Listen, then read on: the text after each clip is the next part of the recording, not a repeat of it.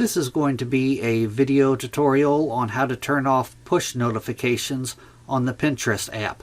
I'll be using an iPhone, but the steps should be very similar on other devices. Let me jump over to my phone here.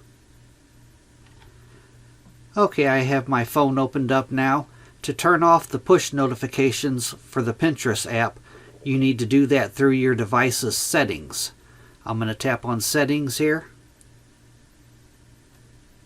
Then you need to scroll down and find Pinterest.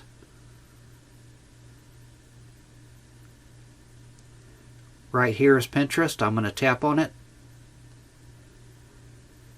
And then right in here, notifications. You want to tap on that. And then right here, allow notifications. You want to toggle this off. And that is how you turn off push notifications on the Pinterest app. Thanks for watching.